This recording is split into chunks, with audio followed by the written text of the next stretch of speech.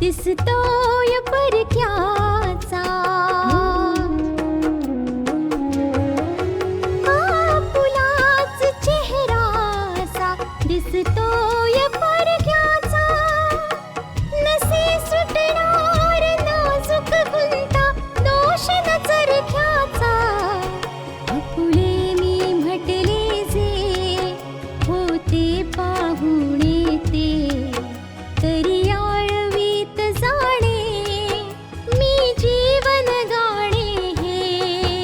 रेखा ही भाग्याची, रेखा ही भाग्याची, रेखा ही भाग्याची, रेखा ही भाग्याची.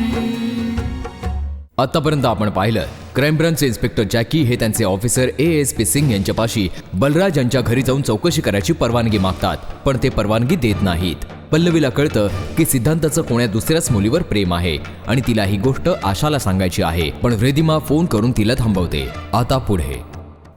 आशा बेटा, जर तू स्वतःच हा निर्णय घेतला असशील तर त्या निर्णयानंतर तू खुशीत राहायला हवंस, कारण दुःखी होऊन घेतलेला निर्णय हा चांगला नसतो आणि निर्णय घेतल्यावर दुःखी होणं हे देखील चांगलं नसतं. नानू, तुम्हाला ही गोष्ट चांगल्या प्रकारे ठाऊक आहे की हा माझा निर्णय मी माझ्या सुखासाठी नाही तर तुमच्या आणि मम्मांच्या सुखासाठी घेतलाय. तर मग बेटा, आमच्या खुशीसाठी या उदासीनतेचा त्याग करतो. खुशीने राहायचा प्रयत्न कर. नव्या आयुष्याच्या खुशीसाठी जर ही तडजोड केली असेल ना बेटा, तर ह्या तडजोडीचा अगदी खुशीने स्वीकार कर. कारण बेटा, तुला दुःखात पाहून आमच्यापैकी कोणीही खुश राहू शकत नाही. कदाचित तुम्ही योग्य बोलताय नानू. जर तुम्हा लोकांच्या सुखासाठी मी ही तडजोड केली असेल तर मला सुद्धा खुश राहायला हवं, मी सुद्धा हसायला हवं. बेटा, मी तुझ्या मनाची अवस्था समजू शकतो. तुझं दुःख, तुझ्या उदासीनतेचा अर्थ समजू शकतो मी. पण ज्या घरामध्ये तू जाणार आहेस त्या घरचे लोक तुला त्यांच्या घरचं सुख, त्यांच्या घरचा आनंद म्हणून घेऊन चालले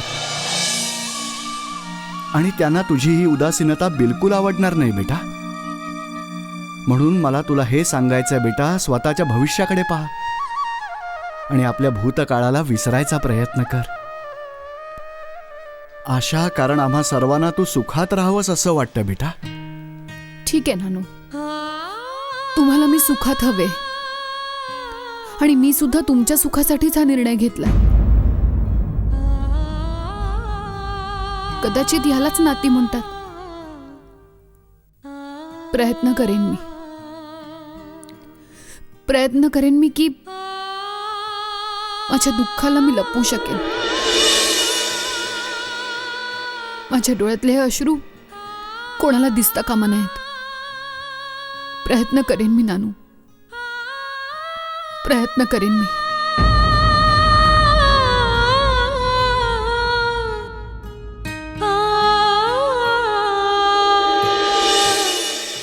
हे तुम्ही काय बोलतात इन्स्पेक्टर साहेब की बलराज अरोरांना केवळ एकच मुलगा आहे ज्याचं नाव विजय? नाही नाही नाही, मला वाटते की तुमचा काहीतरी गैरसमज होतो इन्स्पेक्टर साहेब. तुम्ही कुठल्या वेगळ्याच बलराज अरोरांविषयी बोलताय, पण ह्यांच्या मुलाचं नाव तर सिद्धांत आहे. अच्छा ठीक आहे, मी तुम्हाला येऊन भेटेन. ठीक आहे. नमस्कार आंटी. नमस्कार बस. काय झालं आंटी, तुम्ही फार चिंतित दिसताय. कोणाशी बोलवतात तुम्ही? आशिष, मी इन्स्पेक्टर साहेबांशी बोलत होते. अजब असं काही बोलत होते ते म्हणत होते की बलराज अरोरांना एकच मुलगा आहे ज्याचं नाव विजय आहे. पण त्यांना कोणी असा मुलगा नाहीये ज्याचं नाव सिद्धांत आहे. काय? मला काही समजत नाहीये. असं कसं होऊ शकतं? इन्स्पेक्टर अशा गोष्टी कशा बोलू शकतात? तेच तर मी त्यांना विचारलं. आंटीजी, आपण त्यांच्या पूर्ण परिवाराला ओळखतो. सिद्धांतची बहीण पण आपल्या घरी येऊन गेली आहे. तेव्हा इन्स्पेक्टरांचा अशा प्रकारे बोलण्याचा अर्थ तरी काय? मला वाटते की ते कोणत्या वेगळ्याच बलराज अरोरांबरोबर कन्फ्यूज झालेत. पण आंटीजी, मला एक गोष्ट कळत नाहीये की ते बलराज अरोरांच्या बाबतीत कसला तपास करतायत. पोलिसांनी पण ना एखाद्या गोष्टीत लक्ष घातलं की मग त्यांना राईचा पर्वत दिसू लागतो. चल जाऊ दे, ते तर पोलिसांचं कामच आहे. आशिष, तू मला हे सांग की आशा कशी आहे आणि आता तिचं काय म्हणणं आहे? सॉरी आंटी, मी तर तेच सांगायला आलो होतो. बोल ना. ॲक्च्युली आंटीजी, तुम्ही ज्या गोष्टी आशाशी केल्या होत्यात ना, त्यावर आशा आता ठाम आहे. म्हणून ती सिद्धांतच्या घरी जायला मनापासून तयार आहे. सोडते. आता त्या लोकांचं तोंड तर बंद होईल जे या सोयरिकीची थट्टा करत होते. हो आंटी. आंटीची आपल्याशी एक गोष्ट बोलायची मला. तुमच्या शब्दांमध्ये ना फार मोठी ताकद आहे. बघा आंटीची, आशाचं म्हणणं कोणीही बदलू शकलं नाही, म्हणून ती आपल्या निर्णयावर ठाम राहिली. पण तुम्ही तिला ही गोष्ट मानायला भाग पाडलंच शेवटी आंटीजी. हा आशिष, अरे आपण एका समाजात राहतो आणि जेव्हा आपण समाजात राहतो तेव्हा आपल्याला समाजाच्या बरोबर चालावं लागतं, त्यांच्या बरोबर जगावं लागतं. केवळ कायद्याबरोबर आयुष्य नाही जगू शकत. सामाजिक मान्यतांसोबत आयुष्य जगावं लागतं, त्या मान्य कराव्या लागतात. खरंय. हे बघ, कायद्याप्रमाणे नसेलही, पण सामाजिक दृष्टीने आपली आशा सिद्धांतची बायको आहे ना. हो आंटी. आणि सगळ्यांची तोंड बंद करण्यासाठी फार आवश्यक आहे की आशाने सिद्धांतच्या घरी परत निघून जावं. हो आंटी. आंटीजी, जवळ आली ती वेळ जेव्हा आशाची पाठवणी केली जाईल. बस मी भगवंताकडे हीच प्रार्थना करतो की सर्व चिंता मिटाव्यात आणि आशाचं आयुष्य खुशीने भरभरून जावं.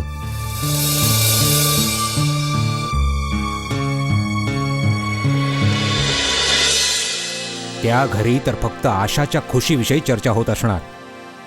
सर्व हेच मानत असतील की आशाने हो म्हटलंय तेव्हा आपण सगळे देखील खुश झालो असू. तेही खरंच आहे बाप्पा. तिच्या होकाराने आपल्याला पण धीर मिळालाय. नाहीतर असं वाटायला लागलं होतं की आता पुन्हा गडबड होणार. कुठलीही मुलगी नातेसंबंधांना इतक्या सहजपणे नाही तोडू शकत. आणि तोडायचेच म्हटले तरी सुद्धा समाज आणि तिच्या घरची मंडळी तिला असं करूच देणार नाही. उलट नाती आणि मान मर्यादेचे दाखले देऊन तिला तडजोड करण्यासाठी भाग पाडलं जातं. फक्त विजयला आशाला घरी घेऊन येऊ दे, मग बघूया की श्रीमतीजींचा मूड कसा आहे ते आणि मुळात तिचे विचार काय. मी आशाला आपल्या घरी आणण्यासाठी तिथे जाईन हे मात्र खरं, पण तिला इथे पुन्हा घेऊन येऊ शकेन की नाही या गोष्टीची अजूनही काही गॅरंटी नाही. अरे, हे काय बोलतोस तू? सगळ्या गोष्टी तर आता ठरल्या आहेत आणि मी त्यांना फोन करून पण कळवलंय की आज संध्याकाळी तू तिला परत आणण्यासाठी जाणार. तुम्हाला समजत नाहीये पप्पा, त्या घरात त्या आशाच्या खेरीज माझ्यासाठी आणखीन एक डोकेदुखी आहे आणि त्या डोकेदुखीचं नाव आहे पल्लवी. लग्नाच्या वेळी तर मी तिला कसं तरी बंगलोरला पाठवून दिलं होतं, पण आज तर ती तिथेच असणार ना, आशाच्या जवळ, तिच्या पाठवणीच्या वेळी. तुला काय म्हणायचंय काय? पल्लवी आशाच्या जवळ असेल तर तू आशाला आपल्याकडे नाही घेऊन येऊ शकणार. मग मी याच विचाराने तर मी काळजीत पडलोय की मी आशाच्या पाठवणीच्या वेळेस तिथे पोहोचलो आणि तिथे पल्लवी आधीपासूनच हजर असेल आणि तिने मला ओळखलं आणि जर सगळ्यांना सांगितलं की मी सिद्धांत नव्हे विजय आहे तर काय होईल. अगदी साधी गोष्ट आहे की आशाची पाठवणी थांबेल आणि मला आशाला सोबत न घेता परत या घरात यावं लागेल. ही तर खरंच काळजी करण्यासारखी गोष्ट आहे मम्मा.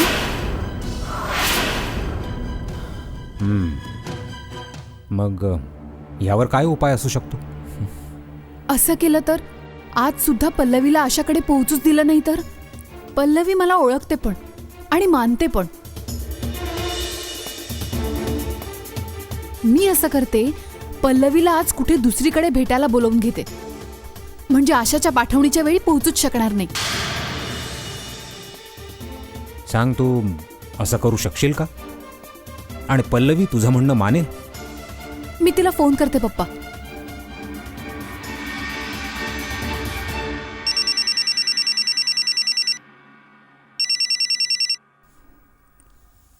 हॅलो, हाय पल्लवी. कशात तुम्ही? पल्लवी, मला ना आज तुझी मदत हवी आहे आणि माझी अगदी खात्री आहे की या बाबतीत तूच मदत करू शकशील माझी. हो हो, बोला. तू वकील आहेस ना? मला माझ्या एका फ्रेंडसाठी तुझ्याकडून एक फार महत्त्वाचा सल्ला हवा होता. ठीक आहे. त्यासाठी तुला संध्याकाळी मला भेटावं लागेल, म्हणजे मी तुला माझ्या फ्रेंडकडे घेऊन जाईन. नाही नाही रिद्धी माझी, हे बघा, आय एम सो सॉरी. कारण मी देखील आशाला प्रॉमिस देऊन बसले आणि तुम्हाला ठाऊकच आहे की मला आशाच्या लग्नाच्या वेळी हजर राहता आलं नव्हतं. आणि जर आज पण तिथे नसले तर तिला फार वाईट वाटेल आणि इनफॅक्ट मला देखील फार वाईट वाटेल. त्यामुळे प्लीज तुम्ही तुमच्या फ्रेंडला समजवा ना की आपण उद्या संध्याकाळी भेटू शकतो आणि मग तिचा प्रॉब्लेम सॉल्व्ह करून टाकू. ठीक आहे ना? चला, ओके, गुड नाईट. काय झालं दीदी? काय म्हणाली पल्लवी? तिने भेटायला नकार दिला. ती पाठवणीच्या वेळी तिथेच असणार आहे.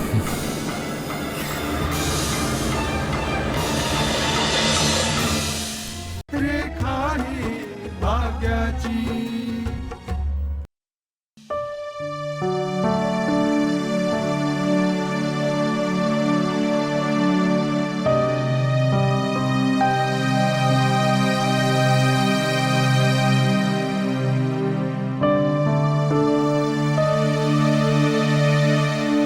आशा, मम्मी, सुखी राहा बेटा.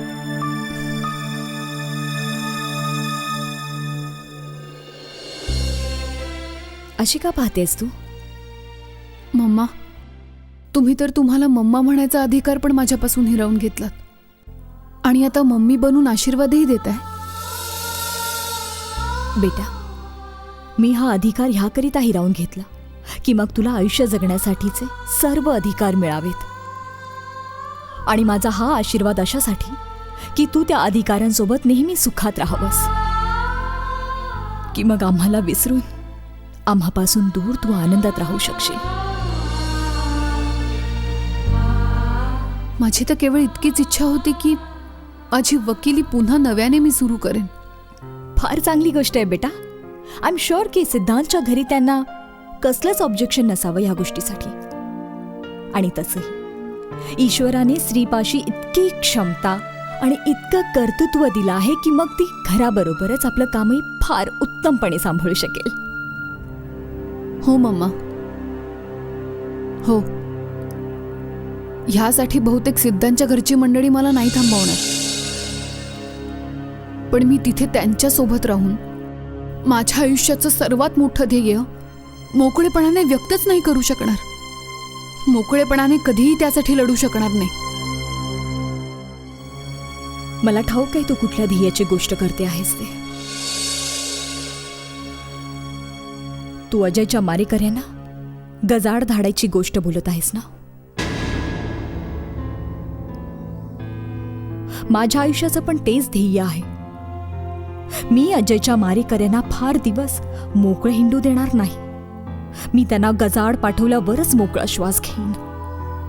आणि त्यांना तुरुंगात पाठवण्याची जबाबदारी फक्त माझी आहे.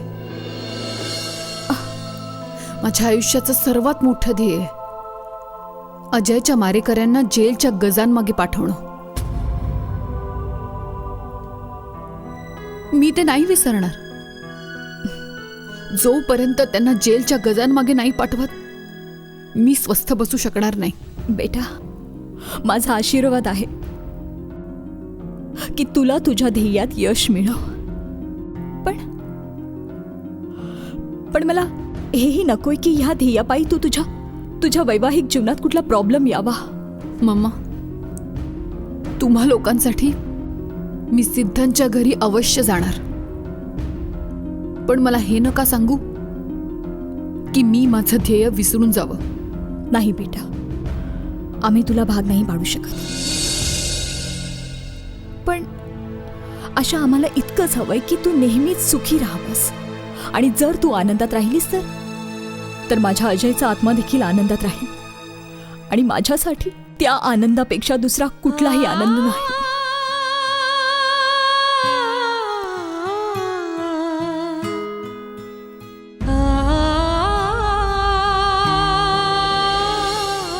आहे भाग्याची.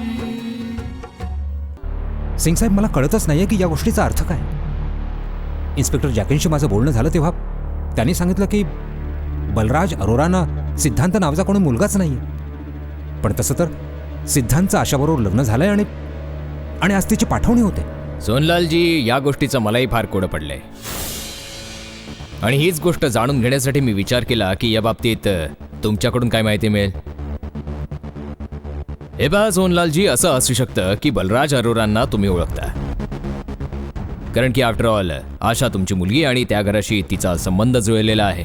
सिंग साहेब, जेव्हा आशाबरोबर नातंच तुटलंय तेव्हा आणखी दुसऱ्या कोणाबरोबर नातं राखण्यात काही अर्थच नाही. आणि तसं देखील मी कोणा बलराज अरोरांना नाही ओळखत. कमाल करताय तुम्ही सोनलाल. तुम्ही म्हणताय की आशाबरोबर कुठल्याही प्रकारचा कसलाही संबंध आता उरलेला नाहीये, सगळी नाती संपली. पण मला तर असं वाटतंय की आशाच्या विषयी क्षणोक्षणीची माहिती तुमच्यापाशी असते. तुम्ही आत्ताच सांगितलं ना की आज आशाची पाठवणी होणार आहे आणि या विषयाची माहिती आमच्यापाशी मुळीच नाहीये. नाती तर सगळी संपली आहेत, पण हो, अशा बातम्या इथून तिथून माझ्यापर्यंत येऊन पोहोचतात. सिंग साहेब, आशाने दिलेल्या माहितीवरून तुम्ही लोकांनी काही स्केचेस बनवले. असं असूनही आतापर्यंत अपराध्यांची काहीच माहिती कशी नाही मिळाली. सोनलालजी, बहुतेक आशाला त्या लोकांचे चेहरे नीट दिसले नाहीत, म्हणूनच आम्ही एक्सपर्ट्सची मदत घेणार आहोत. म्हणजे जी स्केचेस बनवली गेली आहेत त्यांना करेक्ट शेप दिला जावा. कळत नाही, इतकं सगळं झाल्यावर सुद्धा पोलीस आजपर्यंत कुठल्याही निष्कर्षावर का नाही येऊ शकले.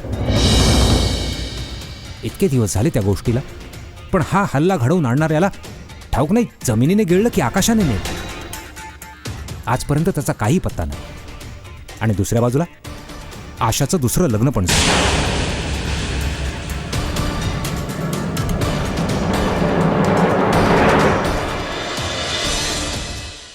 बेटा, तू कसलीही काळजी करू नकोस. सगळं ठीक होईल. हा हो बाबा. अरे ये आशिष बेटा. बेटा, इथे सगळी कामं झाली ना रे? हो ना, सगळं काही झालं. अच्छा, आशाला तयार व्हायला सांग. हो बाबा, आशा तयार होते. पल्लवी तिला तयार करते. पल्लवी आज फार खुशीत आहे. हो बेटा, ती आशाची खास मैत्रीण आहे ना. आणि तसंही तिच्या मनाला एक हुरहुर होती की ती लग्नाच्या वेळेस नव्हती, पाठवणीच्या वेळेस नव्हती, तेव्हा तिची सगळी हौस ती आता पूर्ण करते. यासाठीच पल्लवी आशाला इतक्या प्रेमाने आणि मन लावून सजवतीये. नानू, आशा एकदम रेडी आहे आणि ती अगदी खुशीत आहे. आता तुम्ही कसली काळजी करू ही नका. तर खूपच चांगली गोष्ट आहे बेटा. ठाऊक आहे नानू, मी लग्नाच्या वेळेसच ठरवलं होतं की आशाला मी माझ्या हातांनी सजवेन. आणि नानू, आज माझी 23 पण पूर्ण झाली. पण हे काय, अजूनपर्यंत जिजू का नाही आले? बेटा बस, तो येतच असेल आता. बलराजजी म्हणाले होते की तो तुमच्या घरी अगदी वेळेवर पोहोचेल. आशिष, एकदा फोन करून तर विचार सिद्धांतला की यायला अजून किती वेळ लागेल. ठीक आहे आंटीजी. सिद्धांत खरं तर येऊ शकणार नाही.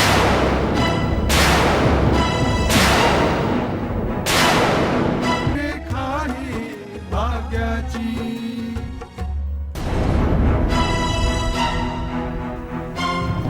तुम्ही स्वतः आलात? नमस्कार. नमस्कार. तुम्हाला काळजी करण्याचं काही कारण नाही.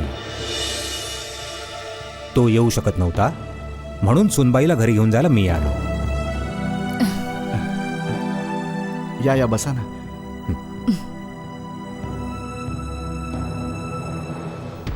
रितिमा म्हणाली होती की सिद्धांतचं कोणा दुसऱ्या मुलीवर प्रेम आहे आणि आज आशाला घेऊन जायला पण नाही आलं.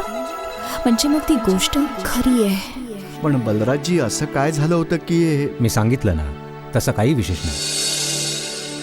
गोष्ट फक्त एवढीच आहे की सिद्धांतची अशी इच्छा होती की मी स्वतः इथे यावं आणि स्वतः आमच्या सुनेला घरी घेऊन जावं. म्हणजे तुम्हा सर्वांचा विश्वास बसेल की आशा केवळ सिद्धांतची पत्नीच नाही तर आमच्या घरची सून पण आहे. आमच्या घराचा सन्मान आहे. मी तिला पूर्ण मान सन्मानाने इथून तिला घेऊन जाऊ इच्छितो. खरं तर सिद्धांताला हे सिद्ध करायचं होतं की आता आमच्या मनामध्ये कसलाही संभ्रम नाही. आशा पूर्णपणे आमच्या घराची सून आहे. हे पहा, सिद्ध करायची वेळ तर तेव्हाच येते जेव्हा मनाला विश्वास वाटत नाही. आम्हाला तर त्याच वेळी अभिमान वाटला होता जेव्हा लग्नानंतर आपण आशाला घरी घेऊन जाण्यासाठी आला होता. सिद्धांताला बहुतेक त्याच्या पित्याची परीक्षा घ्यायची असेल म्हणूनच मी इथे आज आलो. कारण मला माझ्या मुलांच्या सुखापेक्षा जास्त दुसरं काहीच नको. वा, यावेळेस सिद्धांत पण कदाचित फोनवर याच गोष्टी बोलत असेल आणि अभिमानाने सांगत असेल की माझे पप्पा स्वतः आशाला घरी आणायला गेले. हे तर आपल्या मोठेपणाचं चिन्ह आहे. यांच्या गोष्टी ऐकून तर असं वाटत नाहीये की सिद्धांतचं लग्न हे आशाबरोबर निरुपियाने करण्यात आले. या कोण आहे? मी ही पल्लवी आहे, आशाची खास मैत्रीण.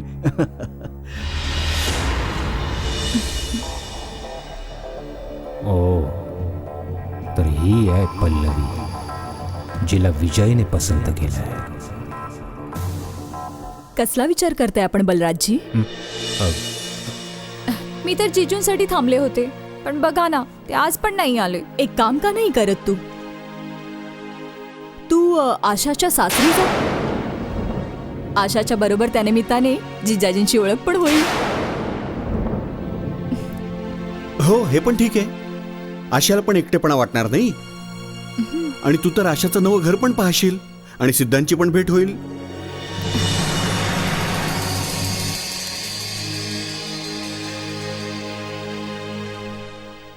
तू तर आशाची मैत्रीण आहेस. माझ्या घराचे दरवाजे तुझ्यासाठी नेहमीच उघडे असतील. तुला जेव्हा वाटेल येत जा, जेव्हा वाटेल जात जा. हो, ते तर आहेच. मी पण आज विचार करत होते. पल्लवी, जा आणि आशाला घेऊन ये.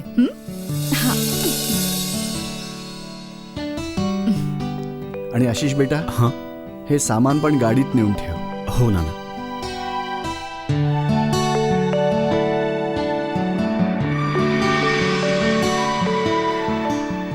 बलराजजी, त्या दिवशी तर सांगायची मला संधीच मिळाली नाही.